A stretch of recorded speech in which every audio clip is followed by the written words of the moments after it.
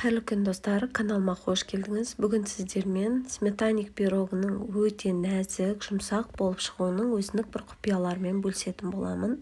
Ендеше бірге болыңыздар. Алдымен қамырын дайындайтын боламыз. 100 грамм бөлме температурасындағы майымызға бір жұмыртқа, қопсытқыш, шекер және ұнымызды салып, жақсылап өте жұмсақ қамыр илейтін боламыз.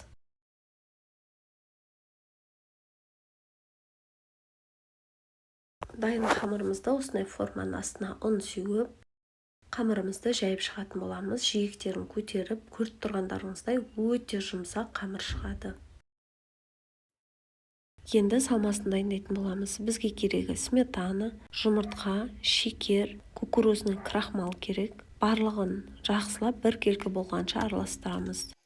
Қалауларыңыз бойынша ванилин қоссаңыздар болады.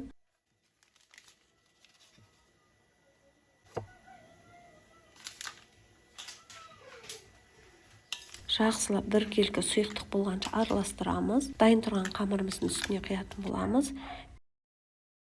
Пешімізді 10 минут бұрын қыздырып қоямыз. Енді бетіне жидек салғыңыз келсе, сіздерге лайфхак болсын. Осындай азғантай ұнымызға қатып тұрған жидегімізді осылай жақсылап араластырып аламыз. Кейін сметанамыздың үстіне салып шығамыз. Ұнға араластырған жидектеріңіз сметананың түбіне дейін батып кетпейді, осылай бетінде қалқып тұратын болады.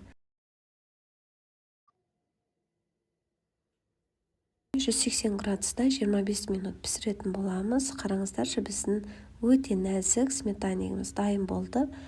Толық салқын жерде суығанша күтетін боламыз. Суығаннан кейін дастарханға ұсынсаңыз болады.